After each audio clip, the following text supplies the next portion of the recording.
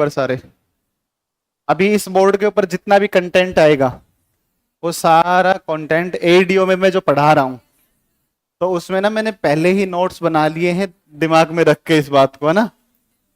वो सारा का सारा कंटेंट एडीओ में जो पढ़ा रहा हूं वो सारा का सारा तुम्हें, उनको जित अभी उनकी 15 क्लास हुई है या 16 क्लास हुई है, तो उनका जितना 16 क्लास में हुआ है उतना तुम्हारा 3 क्लास में हो जाएगा। मेरी बात समझे कि नहीं समझे? भाई तुम्हें कंटेंट से मतलब है ना, और याद करने से मतलब है। तो अपने जो है वो सारा एडीओ में मैं पढ़ाता जाऊंगा और वो सारी की सारी पीडीएफ में यहाँ बोर्ड पर करवाता जाऊंगा। बात समझे कि नहीं समझे? तो एडीओ का मतलब उसमें कॉन्सेप्ट भी है, उसमें फैक्ट भी है, उसमें करंट अफेयर भी है और उसमें मैपिंग भी है। बात समझे कि नहीं समझे?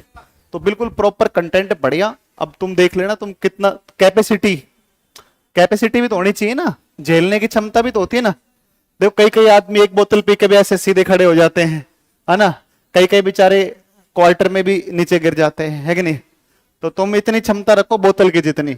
अरे सॉरी यार, कोई बात नहीं, देखो नहीं नहीं मतलब मतलब कंटेंट झेलने की क्षमता भी तो हो ना, है कि नहीं, कैपेसिटी। अच्छा अपने स्कूल में होता था ऐसे, तो कई बार टीचर जब मारते थे स्कूल में, तो कुछ बच्चे होते थे एक डंडा मारते आए आए आए आए लगे ले, ऐसे करते थे ना। और कई बच्चे होते थे ऐसे ले मार ले। नहीं होता था ऐसा? होता था नहीं होता था? तो वो सिस्टम रखना है। मास्टर तू पढ़ा कितना पढ़ाएगा, है कि नहीं। तो आप जितना पढ़ा सकते हो उतना पढ़ाओ, हम कंटेंट को झेल जाएंगे, ठीक है ना। तो वो कैपेसिटी रखनी है, ले मार ले। चल हटा। तो ठीक है, एक बार पीपीटी लगा देते हैं फिर शुरू करते हैं, ठीक है ना। इंडियन ज्योग्राफी शुरू करेंगे और इंडियन ज्योग्राफी को करवा देंगे, फिर वर्ल्ड का तो मैंने सुबह। अच्छा कितने ऐसे लोग हैं जो सुबह भी क्लास में आते हैं, सुबह शाम दोनों टाइम आते हैं? सुबह भी आए थे और शाम को भी। अब नीचे याद कर लो ऐसे कितने हैं जो केवल शाम को आए हैं, केवल शाम को आए, सुबह नहीं आए तुम लोग। तो तुम सुबह भी क्वेश्चन होते हैं, उसको आप अगर ऑफलाइन नहीं आ पाए हो तो उसको ऑनलाइन आप एक्सेस लेकर के उनको भी कर लेना। समझ रहे हो? मतलब ये है कि दोनों चलेंगे कंटेंट, है ना। एक तरफ थ्योरी चल रही है, एक तरफ उसके क्वेश्चन हो रहे हैं। तो लगभग 10,000 क्वेश्चन भी लग जाएंगे तुम्हारे और थ्योरी भी तुम्हारी हो जाएगी, ठीक है ना। तो जब तक वैसे शुरू करते हैं, पीपीटी लगती है जब तक, है ना। चलो भाई चलो, बढ़िया। देखो मैं तो ना तुम्हारे बैच को लेकर के बहुत एक्साइटेड हूँ, है ना। मैं बहुत सकारात्मक हूँ कि तुम लोग बहुत बेहतर करोगे, है कि नहीं। तो अब तुम्हारी भर्ती जब हो जाए और उस भर्ती के बाद में मैं, तुम्हारे जब फाइनल सिलेक्शन हो जाएगा, तुम चले जाओगे, पोस्टिंग हो जाएगी तुम्हारी, फिर मैं स्कूटी लेकर के या मोटरसाइकिल लेकर के और बिना हेलमेट के घूमता रहूंगा, ठीक है ना। हैं? अच्छा पहले मेरे ही चालान काटोगे? तुम्हारे दांत तोड़ दूंगा वहीं पर मैं, पता चल गया कि स्टूडेंट है मेरा। ऐसे कैसे चालान काट दोगे, है ना। तो मेरी इच्छा है कि मैं जहां भी स्कूटी में पकड़ा जाऊं तो ऐसा होना चाहिए कि कोई भी स्टूडेंट आके कहे दरोगा नहीं नहीं गुरुजी जान दो, कोई दिक्कत नहीं, चलेगा चलेगा ना। समझे कि नहीं समझे? तो मैं अपने डिस्ट्रिक्ट में गया था एक बार। मैं बात कर रहा हूँ, है ना, तुम ऐसे मत सोचो ना बात ही बात कर रहे पढ़ाएगा कब, है ना। पढ़ा देंगे, पीपीटी लग जाए फिर पढ़ा देंगे, ठीक है। तो मैं बताता हूँ तुम्हें, कुछ कुछ कहानियां हैं उनको सुन लो आप, है ना। वो बहुत जरूरी है आप उन चीजों को जाने।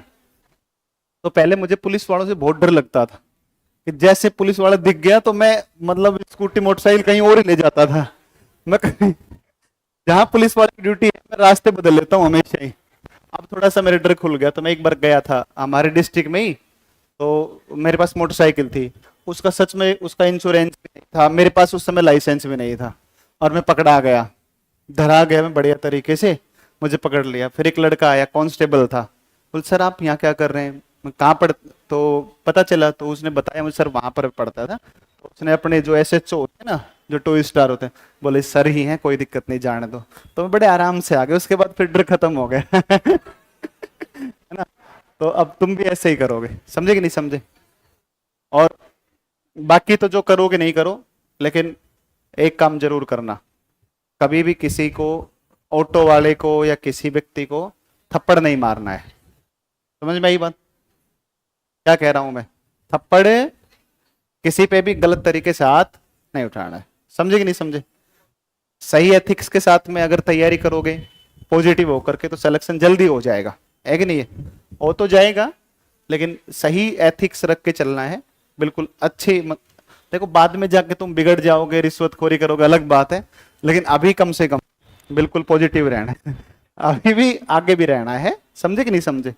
तो प्रॉपर एथिक्स के साथ में आप, जब आप ये मानो, देखो आप अधिकारी होंगे, ठीक है ना, तो अधिकारी रहेंगे तो एथिकल होकर के काम करना है। एक ऑटो में मैं आ रहा था, और वो ऑटो वाला बेचारा क्या होता है ना कि जैसे भाई पेट्रोल जलता है जाम के अंदर, उतनी कमाई होती है, तो उस ऑटो वाले वो गलत रास्ते में ले लिया, जाम था तो उसने रॉन्ग साइड लिया, और उस रॉन्ग साइड से और भी गाड़ियां जा रही थी, लेकिन पुलिस वाला आया, उसने शायद 2 स्टार था या 1 स्टार था, मुझे ध्यान नहीं आ रहा है, और वो आया और उसने ऑटो वाले को थप्पड़ मारा जोर से, मतलब जितना जोर से मार सकता है उतना जोर से मार दिया, और वो ऑटो वाला है ना चुपचाप मोड़ करके और चल दिया।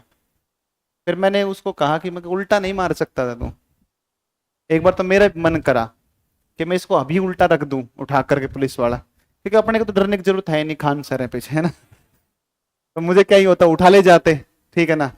फिर मैं जा करके खान सर को फोन करता, तो थाने से पहुंचने से पहले पहले तो अपने छूट के वापिस आ जाते हैं ना, तो अपने तो बाइज्जत आते, कोई बात थी नहीं उसमें तो, लेकिन इस तरीके के अनएथिकल जो काम है वो ठीक नहीं होते हैं, समझे कि नहीं समझे? और गलत बददुआएं भी लोगों की, कोई आदमी के ऊपर हाथ उठाना इस तरीके से ठीक नहीं है ना।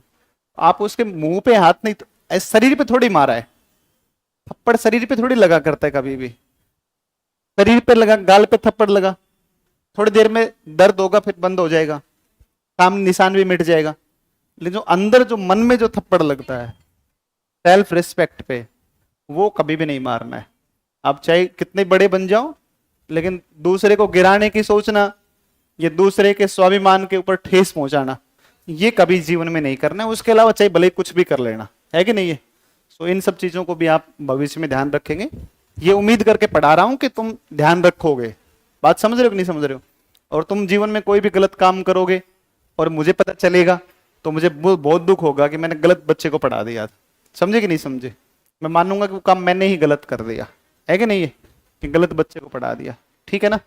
तो एथिकल रह करके आप लाइफ में आगे बढ़ोगे तो निश्चित रूप से ही सफलता आपको मिलेगी। अब हम अपने टॉपिक्स पर आते हैं। तो टॉपिक्स तो मैं क्या चर्चाएं करूं इन सब के बारे में बताओ? तो वही सारे टॉपिक है, परिचय है, भूगर्भिक संरचना, भौतिक प्रदेश, जलवायु, अपवाह, मृदा, वन, वनजीव, कृषि, जनगणना, परिवहन, खनिज ऊर्जा और उद्योग, और समसामयिक मुद्दे जो करंट अफेयर है वो। अब सबसे पहला टॉपिक, क्योंकि हमें टाइम सेव करना है यहाँ पर बहुत ज्यादा, ठीक है ना, इस बात को ध्यान में रखना है, और मल्टीपल टाइम रिवीजन करेंगे। इस बात को मैं बार बार ना कहूँ कि बोलो बोलो बोलो, बार बार नहीं कहना पड़े, ठीक है ना, साथ साथ आपको बोलना है, देखते हुए बोलना है, समझे कि नहीं समझे? ध्यान और निगाहें दोनों एक जगह पर हो, ध्यान और निगाहें दोनों एक जगह होंगे तो आपको चीजें जल्दी याद हो जाएंगी, ठीक है ना। तो देखो सबसे पहला हमारा एक टॉपिक आता है, और वो आता है सामान्य परिचय में, और पहला पॉइंट है, क्या हो गया? हाँ हीरो, स्टैटिक्स। स्टैटिक, स्टैटिक क्या होता है? जैसे अच्छा इंस्पेक्टर बता रही है, अरे चुप चुप चुप हो जा, चुप हो जा। हाँ बता इंस्पेक्टर बता। जो जैसे भारत की अवस्थिति सदैव एक जैसी रहेगी, तो स्टैटिक हो तो रहा है इसमें। अरे हो जाएगा, हो जाएगा, अरे भाई सब हो जाएगा, सब हो जाएगा ना, सारा हो जाएगा, कोई दिक्कत नहीं है, चिंता नहीं करनी है ना। अब वो, अब मेरी जिम्मेदारी, मैं यहां आ गया, अब मेरी जिम्मेदारी, अब सुनो, अब ध्यान से सुनो प्लीज, भाई साहब प्लीज, अब ध्यान दो आप। सबसे पहला पॉइंट है भारत की अवस्थिति। क्या पॉइंट है? भारत की, भारत की, भारत की उत्तरी पूर्वी गोलार्ध। कौन सा गोलार्ध? कौन सा गोलार्ध? किसमें? विश्व में। किसमें आएगी? विश्व। तो भारत की दो प्रकार की अवस्थिति हम पढ़ते हैं। एक अवस्थिति पढ़ते हैं वैश्विक संदर्भ में, जब आप पूरी धरती पर देखोगे तो हम कहां पर हैं, और जब आप एशिया में देखोगे तो हम कहां पर हैं, दक्षिणी एशिया। एक बात को समझो, देखो अवस्थिति किसी भी स्थान की दर्शाने के लिए दो चीजें हमें चाहिए। अवस्थिति के लिए हमें एक तो चाहिए, एक तो देखो अवस्थितियां दो प्रकार की होती हैं। एक तो अवस्थिति होती है जिसको बोलते हैं सापेक्ष। कौन सी अवस्थिति होती है? सापेक्ष। सापेक्ष या सापेक्ष कह दो, या फिर इसको आप बोल दो वास्तविक। कौन सी बोल दो? वास्तविक। और एक अवस्थिति होती है निरपेक्ष। कौन सी होती है? निरपेक्ष। और निरपेक्ष को आप कह दो काल्पनिक। कौन सी कह दो? काल्पनिक। एक सापेक्ष हो गई और एक कौन सी हो गई? निरपेक्ष। देखो जब वास्तविक की बात कहते हैं तो वास्तविक का तो मतलब है कि सब हम कौन से गोलार्ध के अंदर आते हैं, इसको तो सापेक्ष बोलते हैं। हम उत्तरी गोलार्ध में हैं कि हम दक्षिणी गोलार्ध में हैं कि पूर्व में है कि पश्चिम में है, तो ये तो वास्तविक या सापेक्ष है। लेकिन जब आप निरपेक्ष या काल्पनिक की बात करते हैं तो इसमें हम किसी की अवस्थिति को दर्शाने के लिए दो चीजों का प्रयोग करते हैं। एक का तो प्रयोग करते हैं जिसको बोलते हैं अक्षांश। किसका प्रयोग करते हैं? अक्षांश। और एक क्या होता है? देशांतर। तो आप ध्यान रखना, आपके सामने चार विकल्प आ जाएं कि बताओ किसी स्थान की अवस्थिति को दर्शाने के लिए आवश्यकता होती है तो कौन कौन सी दो चीजें चाहिए? एक अक्षांश और एक देशांश। भाई हम इतने अक्षांश पर, कोई मैं कह रहा हूं आपको कि मैं कर्क रेखा पर खड़ा हूं, 23.5 उत्तरी अक्षांश पर खड़ा हूं, तो अब 23.5 तो अक्षांश पूरी धरती के ऊपर है, तो बताओ क्या पता कर पाओगे? नहीं। और अगर मैं आपको कह दूं कि साहब मैं वहां खड़ा हूं जहां से अक्षांश 23.5 है और देशांतर 82.5 है, तो अब आप उस स्थान को ढूंढोगे जहां 23.5 और 82.5 जहां पर काटते हैं, और आपके पास एक पॉइंट कोई ना कोई आ जाएगा। लेकिन अगर खाली देशांतर कहोगे तो देशांतर तो पूरी धरती के ऊपर है, अक्षांश कहोगे तो अक्षांश तो पूरी धरती के ऊपर है। तो किसी स्थान की अवस्थिति को दिखाने के लिए दो चीजें चाहिए। अवस्थितियां दो प्रकार की होती हैं, एक जिसको बोलते हैं सापेक्ष या वास्तविक, जैसे उत्तरी पूर्वी गोलार्ध में है, पूर्वी गोलार्ध में है, दक्षिण में है, इसको तो वास्तविक कहते हैं, सापेक्ष। और इस अक्षांश से इस अक्षांश, इस देशांतर से इस देशांतर, ये काल्पनिक है, क्योंकि वास्तव में ऐसी कोई रेखाएं दुनिया में अस्तित्व में नहीं है, सिर्फ इमेजिनेशन है, कल्पनाएं हैं, केवल पत्थर लगाए हुए हैं कि भाई यहां से कर्क रेखा है, यहां से ये है, यहां से ये है। मानचित्र के अंदर सभी उनको बिंदुओं को दर्शाया गया है। तो दो प्रकार की अवस्थिति होंगी। हम सबसे पहले पढ़ेंगे सापेक्ष और दूसरा पढ़ेंगे फिर कौन सा? निरपेक्ष। तो सापेक्ष जब पढ़ रहे थे तो हमने कहा कि हम विश्व में जब सापेक्ष देखेंगे तो हम कौन से गोलार्ध में आते हैं? उत्तरी पूर्वी गोलार्ध। कौन सा गोलार्ध है? उत्तरी पूर्वी गोलार्ध। अगर उत्तरी पूर्वी गोलार्ध की बात करते हैं तो देखो ये विश्व का मान लो मैप है। इस मैप में यहाँ उत्तरी अमेरिका, दक्षिण America, Europe, Africa, Asia, Australia और नीचे अंटार्कटिका, और ये रेखा ऐसे जाती है। और जब ये रेखा जाती है तो इसको बोलते हैं 0 डिग्री अक्षांश। को क्या बोलते हैं? 0 डिग्री अक्षांश। इसी का नाम है, इसी का नाम है, इसी को बोलते हैं इक्वेटर। विषुवत रेखा या भूमध्य रेखा पृथ्वी को दो भागों में बांटती है। देखो एक शब्द है और इस शब्द का नाम है विषुव। क्या शब्द है? विषुव। ये संस्कृत भाषा का शब्द है। कौन सी भाषा का शब्द है? और इसका मतलब होता है लंबवत चमकना। कैसे चमकना? लंब, सीधे, ठीक है ना, सीधे चमकना। तो वह भाग जहां जब सूर्य चमके और दोनों तरफ प्रकाश बराबर हो, दिन रात की अवधि बराबर हो, उस रेखा को हम कौन सी रेखा कहते हैं? विषुवत। और यही विषुवत रेखा धरती को कितने भागों में बांटती है? दो भागों में। इस विषुवत के उत्तर की तरफ उत्तरी गोलार्ध और नीचे की तरफ दक्षिणी गोलार्ध। तो 0 अक्षांश के संदर्भ में भारत बताओ उत्तर में है कि दक्षिण में? उत्तर में है। फिर एक रेखा है 0 डिग्री देशांतर। इसको दुनिया की अंतरराष्ट्रीय मानक समय रेखा माना जाता है।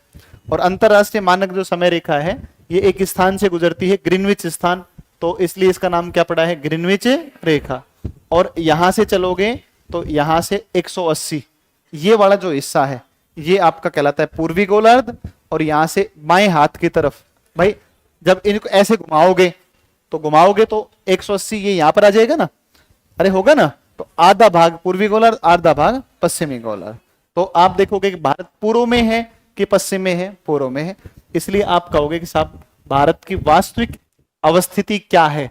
तो वास्तविक अवस्थिति है उत्तरी पूर्वी गोलार्ध।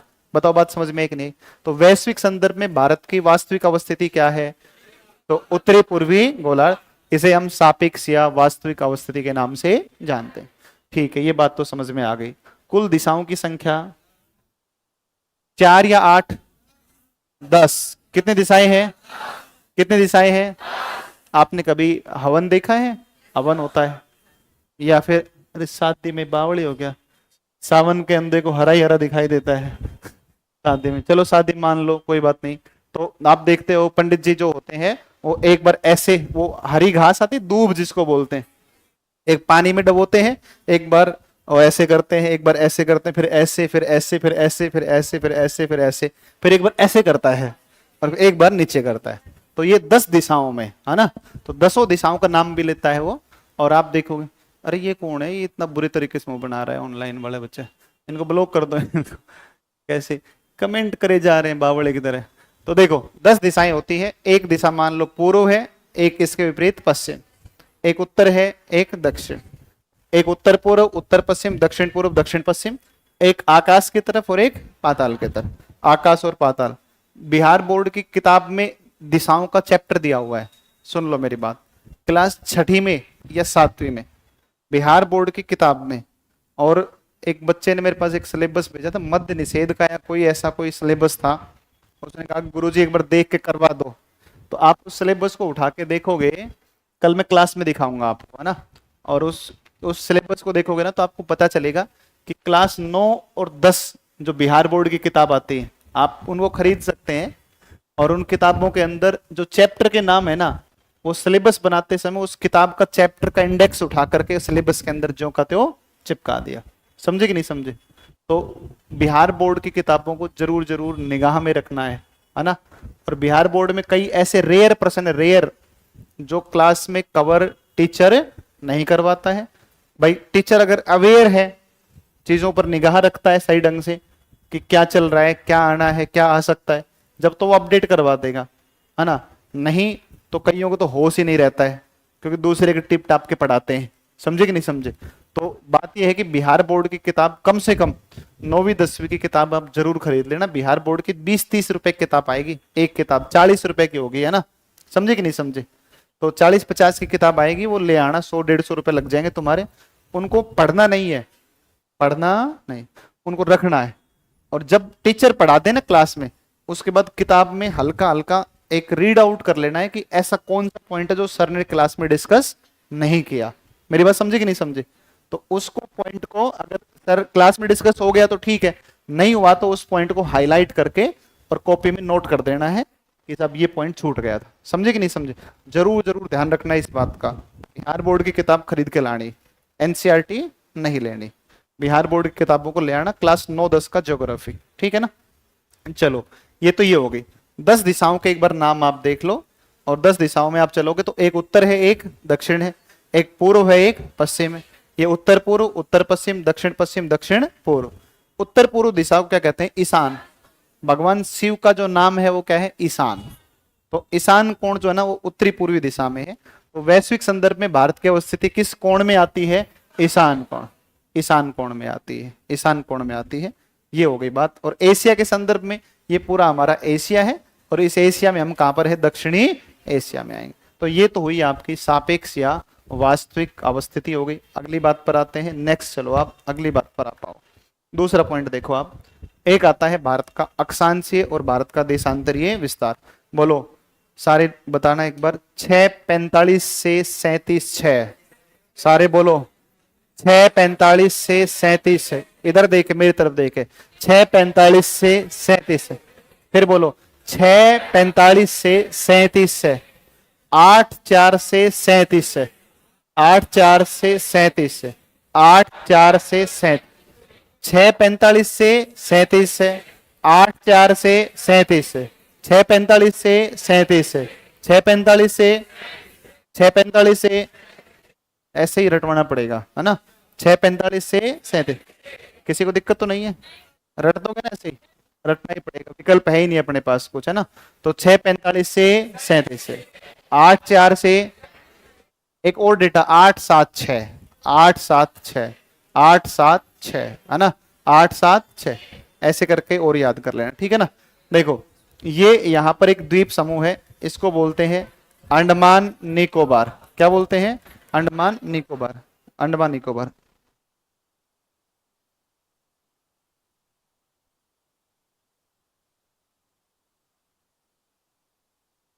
तो देखो ये है अंडमान निकोबार, ठीक है ना, अंडमान निकोबार है, अंडमान निकोबार है।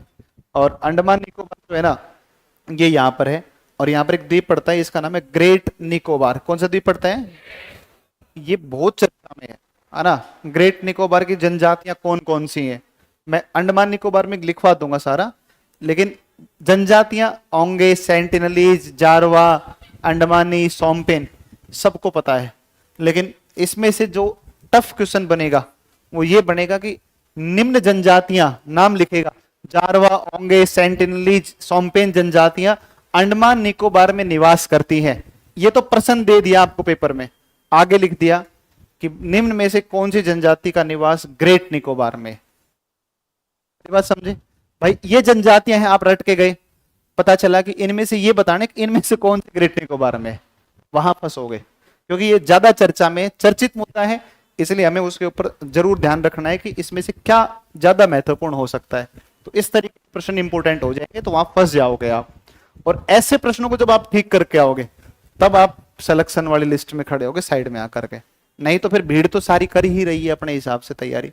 तो यहां पर ग्रेट निकोबार पड़ता है, इसी के ऊपर आपका पड़ेगा कौन सा, यहां पर सबसे दक्षिणी बिंदु है इंदिरा पॉइंट। कौन सा पड़ता है? इंदिरा पॉइंट। और यहीं पर आपका अक्षांश है 6:45। कौन सा है? 6:45।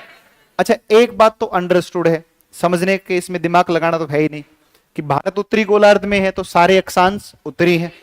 अरे सीधी सी बात है भाई, हम विषुवत रेखा से ऊपर हैं तो सभी अक्षांश उत्तर हैं, और हम पूर्वी गोलार्ध में हैं तो सारे देशांतर पूर्वी। भारत के संदर्भ में अक्षांश उत्तरी आते हैं और देशांतर सदैव पूर्वी आते हैं भारत के संदर्भ में, ठीक है ना। तो 6:45 उत्तर से लेकर के 37 है उत्तर, और मुख्य भूमि की जब बात करेगा तो 8-4 उत्तर से लेकर के और 37 है उत्तर। ये दूरी 3-2-1-4, 3-2-1-4, 3-2-1-4, 3-2-1-4, 29-33, 29-33, अंतराल 281 किलोमीटर। इसको मत रटना, अगर आ जाए तो घटा के देख लेना, ज्यादा समय नहीं लगेगा। तो ये इसका हुआ विस्तार। अब सारे लोग एक बार फिर से रटेंगे, है ना।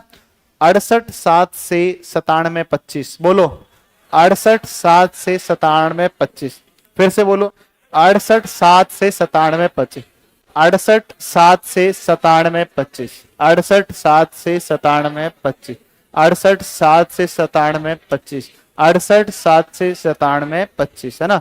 तो एक मिनट रुको, अब अक्षांश बोलो 6:45 से 37 से 6:45 से 6:45 से 8-4 से 37 से 8-4 से 37 से 68-7 से 97-25, 68-7 से 97-25, 68-7 से 97-25, उत्तर दक्षिण 3-2-1-4, 3-2-1-4 और 2933, 2933। तो ये हो गया तुम्हारा विस्तार अक्षांश। देखो सबसे ऊपर एक बिंदु है, इसको बोलते हैं इंदिरा कोल। क्या नाम है? इंदिरा कोल। कोल ऊपर है और बिंदु पॉइंट नीचे, पॉइंट नीचे कोल ऊपर, पॉइंट नीचे कोल ऊपर। कोल ऊपर ही आता है भाई, हमने फोन मिलाया, कोल कहां जाएगा? ऊपर, सैटेलाइट। इसलिए कोल हमेशा कहां पर जाता है जब फोन मिलाते हैं? तो सिग्नल्स ऊपर जाते हैं और ऊपर से सिग्नल आते हैं। तो कोल का संबंध सैटेलाइट से है, ऊपर से, इसलिए याद रखना ऊपर वाला बिंदु हमेशा कौन सा आएगा? इंदिरा कोल आएगा, और नीचे वाला कौन सा आएगा? इंदिरा पॉइंट। इसका नाम है पिगमेलियन पॉइंट। क्या नाम है? पिगमेलियन। इसका नाम है पार्सन। क्या नाम है? पार्सन। इसका नाम है लाहिचांग, लाहिचांग, लाहिचांग। और ये कहां पड़ता है? ग्रेट निकोबार। अब देखो ये वाला जो बिंदु है ना, ये पीओके में है। कहां पर पड़ेगा? पीओके। वैसे अविवादित क्षेत्र में एक बिंदु पड़ता है NJ9842, NJ9842। देखो 9 से कम कितना होता है? 8, 8 का आधा 4, 4 का आधा 2, 9 8 4 2, 9 8 4 2, है ना। तो सबसे उत्तर में हुआ इंदिरा कोल, सबसे दक्षिण में इंदिरा पॉइंट। इंदिरा पॉइंट का नाम पिगमेलियन पॉइंट, इसी का नाम पार्सन पॉइंट, इसी का नाम लाहिचा। कहा है? ग्रेट निकोबार। मुख्य भूमि किसकी बात कर रहे हैं? मुख्य भूमि मेनलैंड। ये तमिलनाडु में है, कन्याकुमारी। तमिलनाडु में है कन्याकुमारी, कुमारी अंतरिक्ष और केप कोमोर। किस राज्य में है? तमिलनाडु। कुमारी, आपने नाम सुना होगा, कुमारी। कुमारी का मतलब क्या होता है? तो कुमारी जो है कृषि का एक प्रकार है। किसका प्रकार है? कृषि का एक प्रकार है।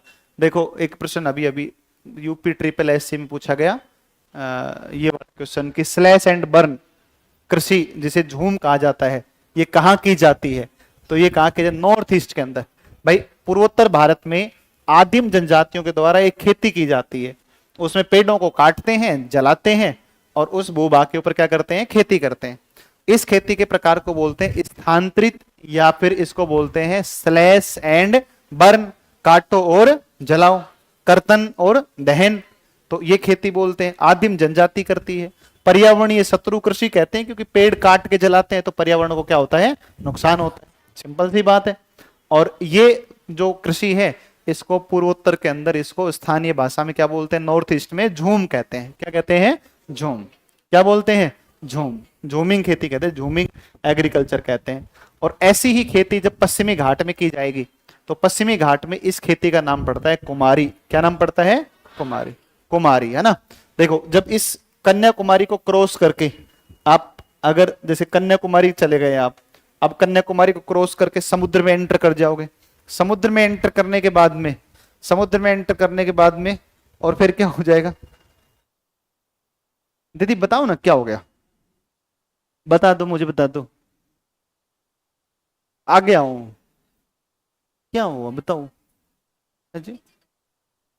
डस्ट उड़ रहा है नीचे का, इधर ऊपर भूगोल चल रहा है, तुम नीचे डस्ट पे ध्यान दे रही हो। दीदी कैसे काम चलेगा बताओ? एक चाय मंगवाओ इनके लिए, इनका मन नहीं लग रहा। बावली, बावली लड़की हो, बताओ क्या सर में दर्द है? मेरे भी सर में दर्द हो रहा है, लुगाई से लड़के आया हूं अभी। बता, तू बावली है, मतलब मैं कह रहा हूँ इसको पढ़ लो, तुम अलग ही दुनिया में। सुन तुम दूर हो, चलो हटो दूर हो, अगली तरफ खिसक जा, खिसक जा। ए भाई खिसक, थोड़ी सी खिसक ले। हाँ थोड़ा गैप रखो तुम। देखो लड़कियों में सच में दिमाग नहीं होता, देखो आगे।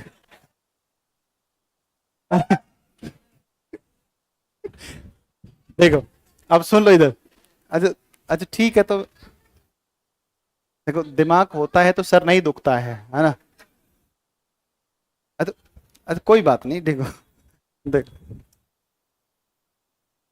जैसे मैं कई बार समझा चुका हूं आपको कि तुम चुपचाप पढ़ा करो, लेकिन ना तो पढ़ा के दिखा मास्टर कैसे पढ़ाएगा। तो कुमारी पश्चिमी घाट में की जाने वाली स्थानांतरित कृषि का एक प्रकार। अच्छा सबसे पूर्व में कौन सा है? किबीथु या वालांगू? क्या है? किबीथु या वाला? सारे बोला करो, किबीथु या वाला, किबीथु या वाला। भाई साहब इसमें दो शब्द है, एक है अरुण, कौन सा शब्द है? अरे वाह भाई वाह, अरुण। और एक है आंचल, है ना। देखो एक अरुण है, एक आंचल है, दोनों बहन भाई हैं, ठीक है ना। देखो अरुण का मतलब होता है सूर्य, क्या होता है? सूर्य। आंचल का मतलब होता है गोद, आंचल का मतलब गोद। तो बताओ सबसे पहले सूर्योदय कहां पर होगा? तो बताओ सबसे पहले अंत कहां पर होगा? ना ना, ध्यान रखना है। अरे जहां सबसे पहले सूर्योदय होगा वहीं सबसे पहले अंत होगा या सूर्य अस्त होगा, सही बात है ना। ऐसे पेपर में प्रश्न कंफ्यूज करते हैं, ऐसे प्रश्न गलत हो जाते हैं। वहां देखो अपने मास्टर ने पढ़ा के भेजा था कि सूर्योदय सबसे पहले अरुणाचल, तो अरुणाचल में सबसे पहले सूर्योदय, उसके अलावा अगर प्रश्न आ गया तो गुजरात। मेरी बात समझे कि नहीं समझे? लेकिन उसने क्या पूछा? उसने पूछा सबसे पहले अंत या सूर्य अस्त कहां पर होगा? तो कहां पर होगा? अरुणाचल। भाई जहां पहले उदय वहां पहले अस्त, जहां बाद में उदय और बाद में अस्त, सिंपल सा फंड है, इसमें थोड़ी ना कोई समझने की चीज है। तो सबसे पहले यहां उदय होता है और सबसे बाद में आपका सबसे लास्ट में होता है कहां पर? गौर माता गुजरात, गौर माता या गोहर मोती है गुजरात में। और जो समय का अंतर है इसमें कितने का है? 2 घंटे का, है ना। तो जब मैं इस समय फोन करता हूं घर पे तो सूरज छिप रहा होता है। इस समय जब फोन करता हूं घर पे, बात लगभग 7 बजे के आसपास, 7:30, तो वहां सूरज धीरे धीरे छिप रहा होता है, यहाँ अंधेरा हो चुका होता है। तो वो समय का अंतर समझ में आता है कि हाँ भाई टाइम का अंतर है, ठीक है ना। और ऐसा इसलिए क्योंकि मान लो सूर्य यहाँ पर है तो पृथ्वी ऐसे खिसकती है ना, पृथ्वी ऐसे, तो देखो सूर्य किरणें यहाँ गिर रही है, फिर धरती पश्चिम से पूर्व घूमती घूमती घूमती घूमती सबसे लास्ट में इधर आएगा, इसलिए ये ऐसा होता है, ठीक है ना। तो सबसे उत्तर में बिंदु इंदिरा कोल, सबसे नीचे इंदिरा पॉइंट, सबसे पूर्व में वालांगू की बीतु, सबसे पश्चिम में गौर माता। उत्तर में राज्य लद्दाख, दक्षिण में ग्रेट निकोबार, अच्छा मुख्य भूमि पर तमिलनाडु, कन्याकुमारी, कुमारी अंतरीप या केप कोमोरिन, पूर्व में राज्य अरुणाचल, पश्चिम में राज्य गुजरात। और कुमारी एक प्रकार की एग्रीकल्चर है, कृषि का एक क्या है प्रकार है। ठीक है भाई, आगे चलते हैं। बहुत बढ़िया प्रश्न आ गया, बड़ा शानदार क्वेश्चन है। इस मैप को आप समझो, ये असली माल है ना, जिसको मसाला कहते हैं ना पढ़ने का, है कि नहीं? नहीं सच में अब यार अच्छा कंटेंट है, मुझे तो पता है ना। देखो तो भाई ऐसे ही थोड़ी मेहनत करके आए हैं, बताओ। देखो अब इसको पूरे को ध्यान से सुनो, पूरा सिनेरियो समझो आप। 1947 में पाकिस्तान ने अटैक किया, भारत पर नहीं, जम्मू कश्मीर पर। किस पर किया? जम्मू कश्मीर के राजा हरि सिंह ने जम्मू कश्मीर का विलय किस में कर दिया? भारत में। अब भारत बन चुका है जम्मू कश्मीर, लेकिन जब तक हम पाकिस्तान की सेना को बाहर भगाते, जब तक पंडित नेहरू जी से गलती हो गई और वो इस मामले को कहां लेकर चले गए? यूएन। और उनके ऊपर दबाव आया वैश्विक स्तर पर कि भाई साहब इसको बंद करो युद्ध को। पटेल साहब कह रहे थे रुक जा, अभी रुक जा, 2-3 दिन और रुक जाते हैं, इनको निपटा देते हैं, पूरा प्रॉपर खाली करवा लेते हैं। बोल ना ना ना, बाद में खाली करवा लें, कोई दिक्कत नहीं है। क्योंकि नेहरू जी थोड़े से सॉफ्ट व्यक्ति थे, है ना, बहुत नरम स्वभाव के व्यक्ति थे। भूटान कहता था कि हम मिल जाते हैं ना आप में, मिल जाते हैं आप में। नेपाल भूटान ये कह रहे थे हम मिल जाते हैं, ठीक है ना, क्योंकि पूरी दुनिया के संदर्भ में भारत उस समय भी एक शक्तिशाली राष्ट्र हुआ करता था, ठीक है ना। और नेहरू जी कह रहे ना ना ना, तुम आराम से रहो, हम आपका संरक्षण करेंगे, तुम स्वतंत्र रहो, क्योंकि हम 200-300 साल गुलामी झेल कर आए हैं, तो आप कल बाद में कह दो कि देखो हम भारत के गुलाम हमें बना लिया। तो थोड़े सॉफ्ट नेचर के थे। उसी समय ये जो पाकिस्तानी सेना थी उसने इस हिस्से पर कब्जा कर लिया। ये हिस्सा आज हमारा कहलाता है पाक ऑक्यूपाइड कश्मीर। बोलो क्या कहलाता है? पाक ऑक्यूपाइड कश्मीर, पीओके। पीओके एक गधा है वहां पर, ठीक है ना, वो पढ़ा रहा था एक दिन यूट्यूब पर, और वो कह रहा था कि IIOK, क्या कह रहा था? वो कह रहा था IIOK, India illegal occupied Kashmir. इतना मारेंगे ना कि होश ठिकाने आ जाएगा, है कि नहीं है? उनको पता नहीं है खाली यूपी और बिहार 35 करोड़ की आबादी है है ना, नहीं पता है ना, 35 करोड़ की आबादी। कितने की है? 35 करोड़। मेरी मम्मी हरियाणा की है, मेरे पिताजी की हिम्मत नहीं है मेरी मम्मी के सामने बोल जाए, समझे कि नहीं समझे? और हरियाणा बगल में लगता है, और वहां की महिलाएं इतनी खतरनाक है ना, इतनी खतरनाक है ना भाई साहब, मैं जानता हूँ, मैंने बचपन से देखा है। सही में बिहार की महिलाएं तो बहुत सीधी हैं, सीध गाय हैं, ये मान। अरे गाय मतलब स्वभाव गाय के जैसा है, कुछ नहीं कहना, है ना। और मुझे पता है भाई साहब, हरियाणा की महिलाएं बैल बैल के समान, आप ये मान, खतरनाक होती हैं सच में, दबंग महिलाएं होती है। तो पाकिस्तान को होश है नहीं, सच में सही बात यही है, मतलब बेवकूफ है। आप समझो एक बार, एग्रीमेंट है, एग्रीमेंट एग्रीमेंट। जैसे आपने हमें आकर के आपने KGS एप्लीकेशन पर गए और आपने वहां पर 99 रुपए पेमेंट करके एक बैच खरीद लिया, ठीक है ना। अब आपके पास में प्रूफ है ना कि सर 99 रुपीज मेरे अकाउंट से आपके पास गए, है कि नहीं है? सर आप हमें इसके बारे में आप ये कोर्स अवेलेबल करवा दो, है ऐसे डॉक्यूमेंट है। वहां का जो राजा था उसने साइन कर दिया, साइन कर दिया। अच्छा ठीक है, तो राजा ने जब साइन कर दिया कि हाँ भाई जम्मू कश्मीर किसका हुआ? भारत का, और वो पेपर इंटरनेट पर उपलब्ध है, आप किसी भी दुनिया में कहीं भी चले जाओ, कहीं भी जाकर डाउनलोड करके देख लो, साइन कर रखे हैं कि जम्मू कश्मीर किसका है? भारत का। फिर भी पगला पढ़ाता है इंडिया इलीगल ऑक्यूपाइड कश्मीर। मतलब समझ लो आप एक बार किस हिसाब के मतलब वो लोग हैं बेवकूफ। अब देखो आप, ये POK था, इधर से 1962 में लड़ाई हुई, किसके साथ में? चीन। चीन से लड़ाई हुई तो चीन ने भी कब्जा लिया, है कि नहीं? तो चीन ने कब्जा लिया, और चीन ने कब्जा है तो ये चीन इसको क्या बोलता है? इसको बोलता है अक्साई चाइना, अक्साई चीन बोलता है, अक्साई, है ना। अक्साई शब्द का क्या अर्थ होता है? इसको आप जरूर एक बार जाकर के सर्च करना, अक्साई शब्द का अर्थ क्या होता है, अक्साई का, इसको जरूर सर्च करना। अक्साई चीन, भाई इधर से इसने कब्जा कर लिया। अब जैसे ही 62 में कब्जा किया तो इधर बीच में एक बच गया ग्लेशियर। ग्लेशियर इतना कि तापमान होता है -50-60 डिग्री, ना कोई आए ना कोई जाए, किसी का कोई कब्जा नहीं। लेकिन हाँ, किस राज्य के अंतर्गत आता था? जम्मू कश्मीर। ना तो इस पे चाइना जाता, ना इसके ऊपर कौन जाता था? पाकिस्तान। कोई नहीं जाता था, खाली पड़ा हुआ था, सुनसान पड़ा हुआ था। ठीक है ना। इसने कब्जा किया 1962 में। ऊपर का जो ग्लेशियर है, इस ग्लेशियर का नाम क्या होगा? सियाचिन ग्लेशियर। चलो ठीक है, ये सब सिनेरियो अपना बन गया। अब जब चीन ने भारत पर अटैक किया तो एग्रेसिवली अटैक किया, भारत को उससे बहुत ज्यादा नुकसान हुआ। इस युद्ध के बारे में ऐसा कहते हैं कि ये भारत चीन के बीच ऐसा युद्ध था जिसमें ना भारत जीता, ना भारत हारा, ना चाइना जीता, ना चाइना हारा, क्योंकि युद्ध चल रहा था और चाइना की तरफ से वॉर को रोक दिया गया। नहीं, अगर चाइना वॉर रोकता तो उस समय पर स्थितियां ऐसी बनी थी कि अमेरिका किसके ऊपर अटैक कर देता? चाइना पर, कि ये रोकना ही रोकना था। उसके अलावा सर्दियां आ गई थी और सर्दी आने के कारण पूरा हिमालय बर्फ से ढक गया था। तो अब चाइना के पास कोई ऑप्शन नहीं था कि वो अटैक करे। आज के जैसे मिसाइलें उस समय पर थी नहीं, तो ये युद्ध रुका। इसमें ना कोई जीता ना कोई हारा, लेकिन हाँ, चीन इसमें लीड ये ले गया कि चीन ने बड़े हिस्से पर क्या कर लिया? कब्जा कर लिया। चांगथांग पठार है, कौन सा पठार है? चांगथांग पठार है। तो यहां पर उसने कब्जा किया, और जब इसने कब्जा कर लिया और चूंकि भारत को नुकसान हुआ, निसंदेह नुकसान हुआ, तो इस पगले ने, पाकिस्तान ने क्या किया कि ये जो एक हिस्सा था, ये बड़ा हिस्सा, इस हिस्से को इसने, इस हिस्से का नाम क्या है? सक्सगाम घाटी। क्या नाम है इसका? सक्सगाम। सक्सगाम घाटी है, और इस सक्सगाम घाटी को ये पाकिस्तान ने किसको गिफ्ट कर दिया? चाइना। बात समझ में एक नहीं? तो ध्यान रखना, सक्सगाम घाटी मानचित्र में आपको कहां दिखेगा? तो मानचित्र में दिखेगा सियाचिन ग्लेशियर के पश्चिम में। सक्सगाम घाटी वह क्षेत्र है जो वास्तव में किसका भाग है? पीओके का भाग है, लेकिन वर्तमान में किसके नियंत्रण में है?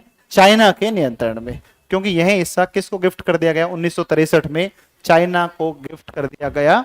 किसके द्वारा? पाकिस्तान के द्वारा। बात समझ में आई?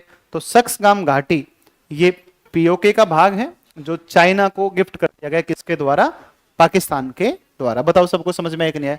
हमने यहां पर लिख दिया है, और हमने यहां पर लिखा है कि पीओके का हिस्सा है। 1962 के भारत चीन युद्ध के बाद पाकिस्तान द्वारा चीन को दिया गया। यह चीन के सिंजियांग या जिंजियांग प्रांत के साथ में संलग्न है या अटैच है। अक्साई चीन क्या है? लद्दाख का पूर्वी हिस्सा, जिस पर वर्ष 1962 के भारत चीन युद्ध के दौरान चीन ने कब्जा कर लिया था। LAC, line of actual control. Line of actual control. लड्डू नींद नहीं लेनी है ना? ना, नींद नहीं लेनी बिल्कुल भी, है ना? तो देखो, ये जो लाइन है इसको बोलते हैं LAC, line of actual control, वास्तविक नियंत्रण रेखा। और यहां पर एक बिंदु पड़ता है आपका जिसको बोलते हैं NJ9842। तो LAC है, और यहां पर एक झील पड़ती है, इसको बोलते हैं पेंगोंग झील। कौन झील पड़ती है? पेंगोंग झील पड़ती है। पेंगोंग झील है, तो ये झील पड़ती है आपकी कौन सी? पेंगोंग झील। ये ध्यान रखना, LAC पर स्थित है पेंगोंग झील। ये वाली जो लाइन है, इस तरीके से जो लाइन आती है, इस लाइन को कहते हैं LOC, लाइन ऑफ कंट्रोल। देखो, line of control, line of actual control, ज्यादा अंतर नहीं है, कंफ्यूज हो जाओगे ना।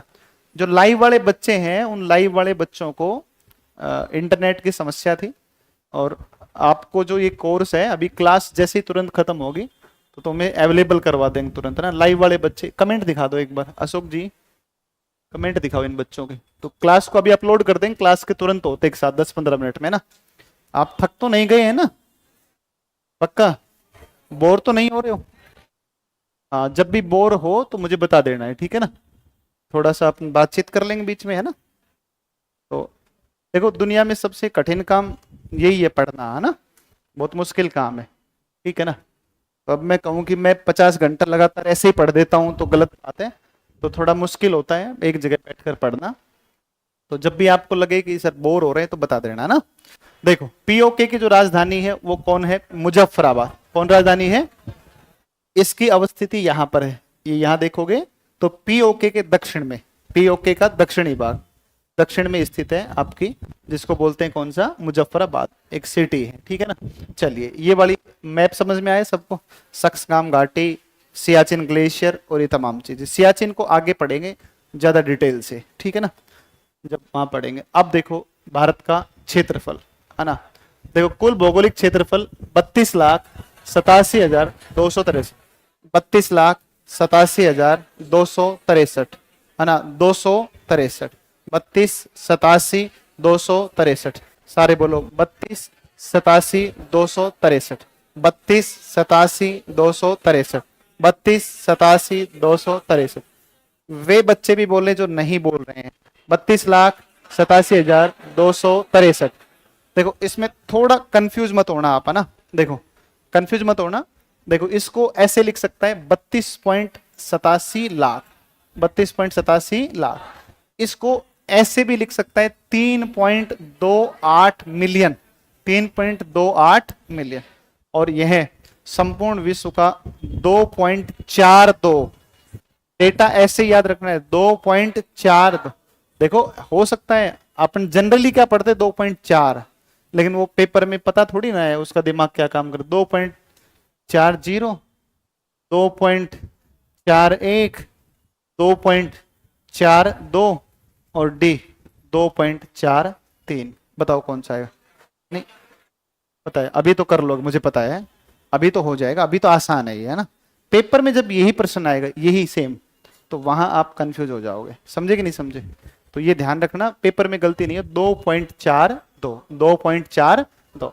अच्छा, सबसे बड़े जो देश हैं रूस, कनाडा, चीन, यूएसए, ब्राजील, ऑस्ट्रेलिया, भारत। बोलो रूस, कनाडा, चीन, यूएसए, ब्राजील, ऑस्ट्रेलिया, भारत। तो भैया ये तो है रसिया, है ना, रूस है, इधर से सीधे कनाडा। कौन सा है? कनाडा। रूस, कनाडा, रूस, कनाडा। इसके बाद में आता है चीन।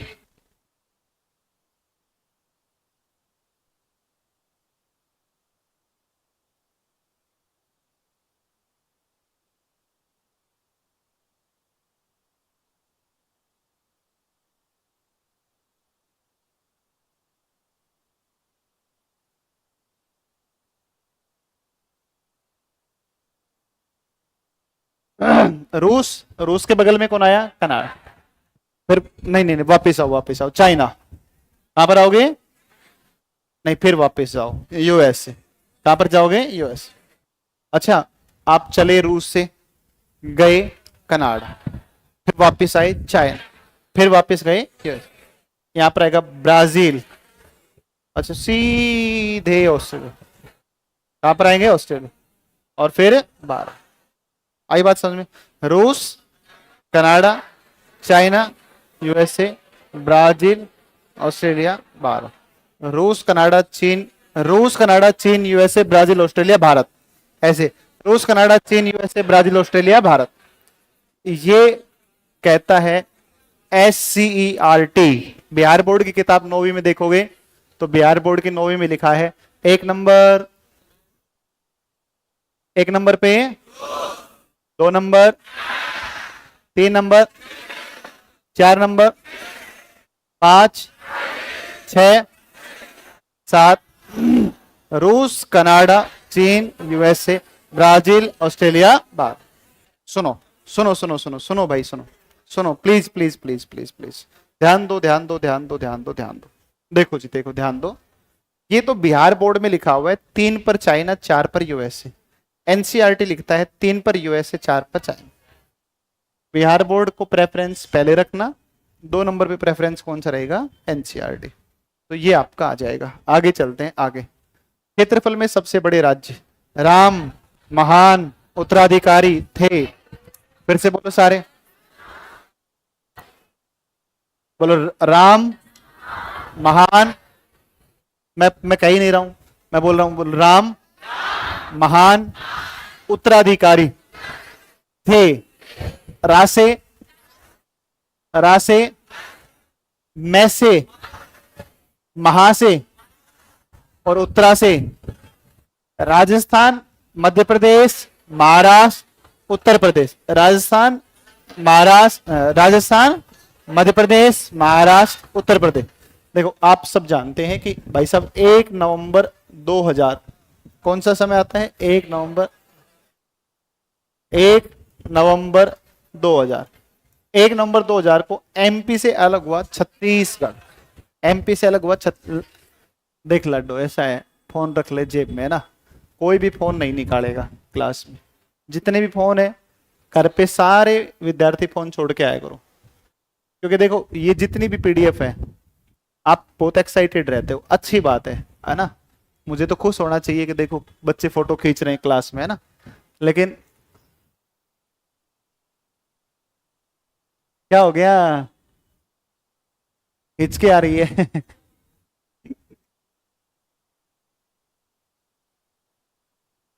इस उम्र में हिचकी नहीं आनी चाहिए, शादी के बाद किसी को हिचके नहीं आती, आपको पता है क्या? पहले मुझे बहुत आती थी, देखो एक बार बाद में बंद हो गई सब आनी, है ना। तो देखो क्या होता था, नहीं होता नहीं था, सॉरी, अरे क्या बता रहा था मैं, तुम फोन बता रहा, फोन को ना जेब में ही रख लिया करो, फोन को बाहर मत निकाला करो बिल्कुल भी, ठीक है ना, क्योंकि सब कुछ मिल जाएगा तुम्हें, है ना। तो यहाँ याद करना है, याद मेमोराइज करना है सब, ठीक है ना, खूब याद करना है, खूब रटना है बैठकर।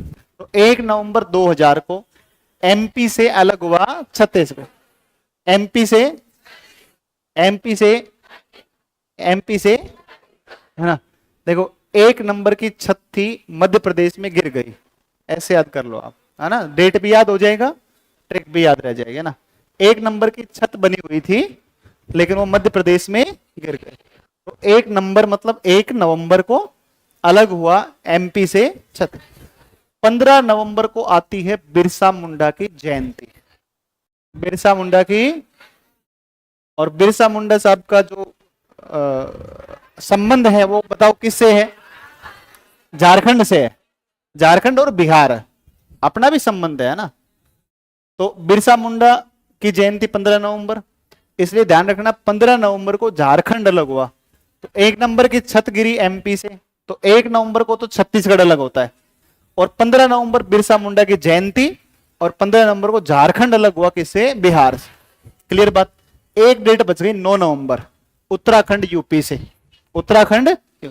1 नवंबर छत्तीसगढ़, 1 नवंबर, 9 नवंबर उत्तराखंड, और 15 नवंबर झारखंड। ये 3 राज्य सेपरेट हुए नवंबर 2000, 1-9-15, 1-9-15। समझ में आई बात? तो जो एमपी सबसे बड़ा हुआ करता था, अब वो तो हो गया 2 नंबर पे, और जो राजस्थान 2 पर हुआ करता था वो हो गया 1 नंबर। तो 1 नवंबर 2000 से पहले भारत का सबसे बड़ा राज्य कौन सा था? एमपी। वर्तमान में सबसे बड़ा राजस्थान। दूसरा मध्य प्रदेश, महान उत्तराधिकारी तो महाराष्ट्र और उत्तर प्रदेश। देखो जब भी आप कोई काम करते हो तो आप एक नंबर लेते हो, उसको बोलते हैं जीएसटी नंबर। कौन सा नंबर होता है?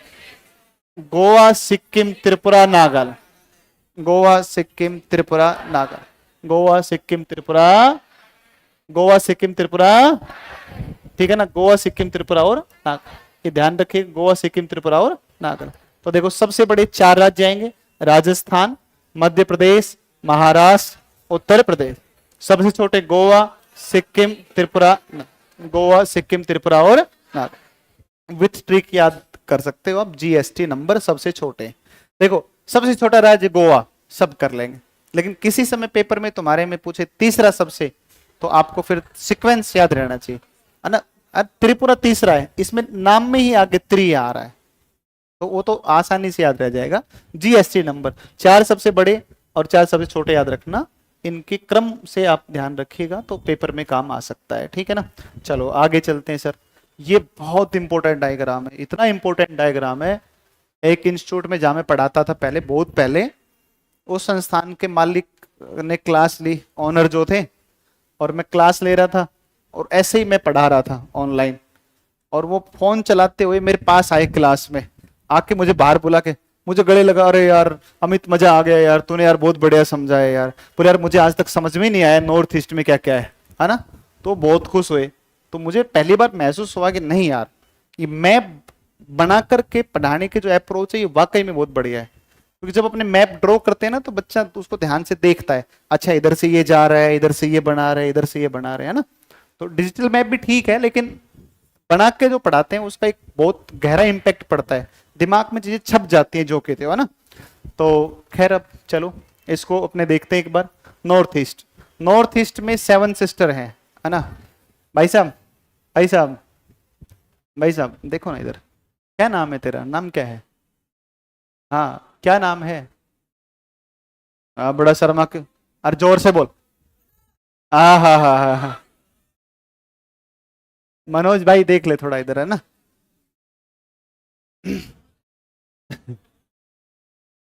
नहीं नहीं नहीं, मनोज नाम है ना, बस। विनोद, मनोज ना, मनोज। ठीक। अरे नहीं, ध्यान दो। तो अब पूरे उसमें मनोज चलेगा पूरे बैच में, ठीक है ना।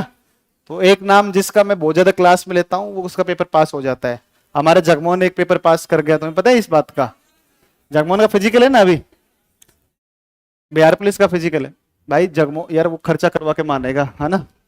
मैंने बैच में कहा था कि जो बच्चा सेलेक्ट होगा उसको घूमने के लिए गोवा की एक ट्रिप, जगमोहन ने वो कटिंग रख रखी है वीडियो की, मुझे क्लास में दिखाया, बोल सर ये रखी कि मैं सेलेक्ट होऊंगा और हो करके टिकट लेके जाऊंगा। मैं ओ भाई तू ले जाना, कोई देखे तो सेलेक्ट हो जाए एक बार, है कि नहीं। तो मनोज बेटा देख ले यार, देख ले यार मनोज, मनोज तो निगाह में रहेगा, आप ध्यान रखना मेरे, समझ गए बात को। अब बात नहीं करनी है ना। देखो इसका क्षेत्रफल है नॉर्थ ईस्ट का 2.62 लाख। बोलो कितना है? 2.62 लाख, 2.62 लाख, 2.62 लाख। और 7 राज्य हैं, इनको 7 सिस्टर कहते हैं। 7 राज्यों को, 7 राज्यों को भाई सब सुनो, उनमें एक है अरुणाचल प्रदेश। कौन सा है?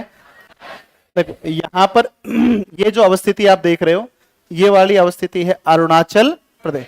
अच्छा अरुणाचल में देखो यहां पर ये जो लाइन मैंने खींची है ये दिखाता है इधर चाइना है और इधर कौन है? म्यांमार।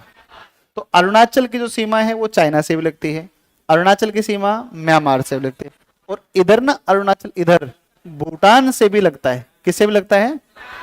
तो अरुणाचल नॉर्थ ईस्ट का एक ऐसा राज्य है जिसकी सीमा भूटान से भी लगती है, जिसकी सीमा चाइना से भी लगती है, जिसकी सीमा म्यांमार, भूटान, चाइना और म्यांमार। अच्छा फिर अरुणाचल के नीचे चलो आप, तो अरुणाचल के नीचे चलोगे तो अरुणाचल के नीचे है नागालैंड। नहीं असम पे मत जाओ अभी, अभी इनको पढ़ो ऐसे। तो अरुणाचल के नीचे नागा, है ना, अरुणाचल के नीचे नागालैंड। कौन सा है? नागालैंड में एक जगह पड़ती है, इसका नाम है दीमापुर। क्या नाम पड़ता है? दीमापुर। बोलो कौन सी जगह है? दीमापुर है, दीमापुर। सुनो मैं आपको एक बहुत अच्छी बात बताता हूं, सुनो एक बार ध्यान से। इसका नाम है दीमापुर, है ना।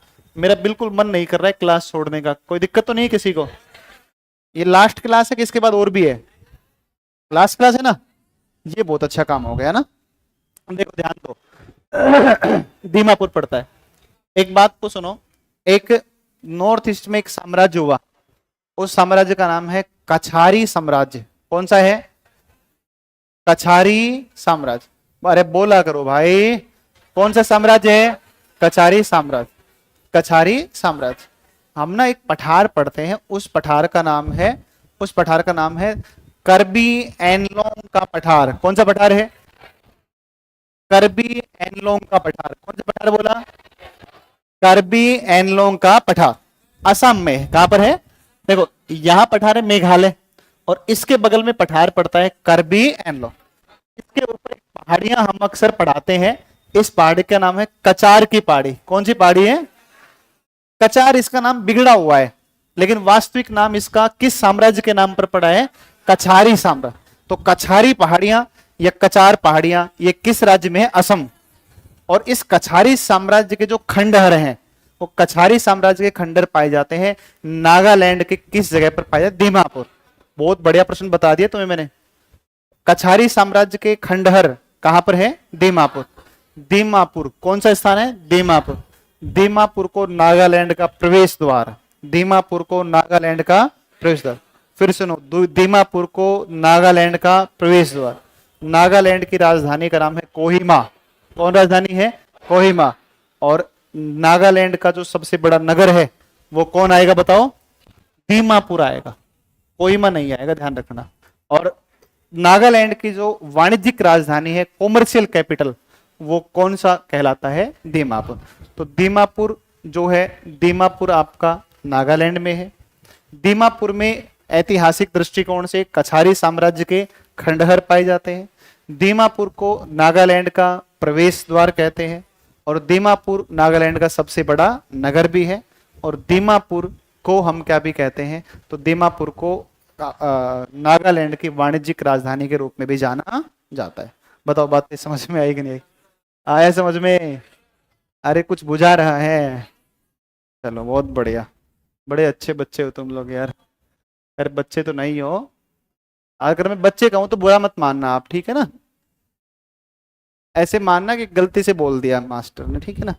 देखो अब सुनो आप, ऊपर एक राज्य पड़ा अरुणाचल, अरुणाचल की राजधानी ईटानगर।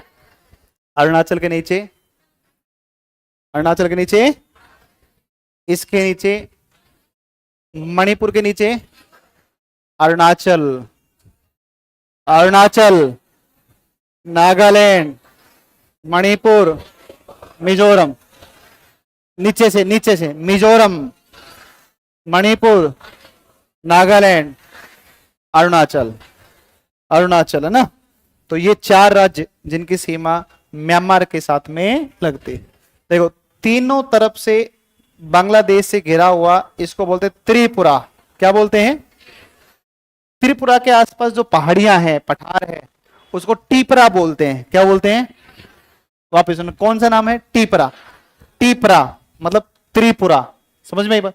तो टीपरा लैंड या टीपरा भूमि का संबंध किस देश से है? बांग्लादेश है। अरे सिंपल से, त्रिपुरा के आसपास भारत बांग्लादेश में जो भूभाग है उसको क्या बोलते हैं? टीपरा भूमि बोलते हैं। टीपरा, टीपरा लैंड के नाम से इसको जाना जाता है। तो ये त्रिपुरा है। अच्छा बांग्लादेश के ठीक ऊपर चलोगे तो ये कौन है? मेघालय। कौन सा है? मेघालय। और भाई साहब ये बच गया बीच में, कौन सा? असम।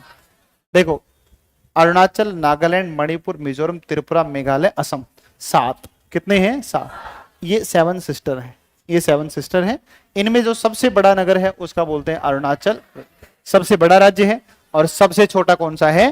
त्रिपुरा, जिसकी राजधानी कौन है? अगरतला। और एक बात और देखो, सिक्किम ये पूर्वोत्तर के अंतर्गत मानते हैं, लेकिन सिक्किम 7 सिस्टर में शामिल नहीं। इन 7 सिस्टर का एक भाई कौन है? सिक्किम। समझ में आ गई बात? इन 7 सिस्टर की एक मौसी कौन है? पश्चिम बंगाल। ऐसे कुछ भी मान लो, इसको बुआ मान लो, इसको फूफा मान लो, नहीं देता, ठीक है ना? कुछ भी मान लो आप, लेकिन 7 सिस्टर में ना तो शामिल कौन है? सिक्किम, ना शामिल है पश्चिम बंगाल। और ये बहुत बढ़िया प्रश्न है, असम जिसकी राजधानी कौन है? दिसपुर। इस दिसपुर, असम की जो सीमा है, असम की जो सीमा है वो असम की सीमा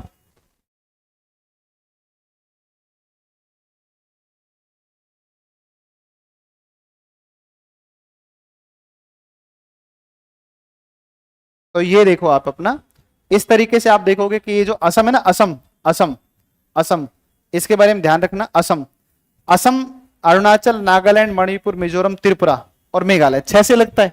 और 6 के अलावा असम की सीमा पश्चिम बंगाल के साथ में भी लगती है, लेकिन असम की सीमा सिक्किम के साथ में नहीं लगती। तो ये अपनी बातें हैं यहां तक की, बाकी बात करेंगे अपने कल की क्लास में। समय भी हो गया, चलो, मजा आया? बहुत बढ़िया।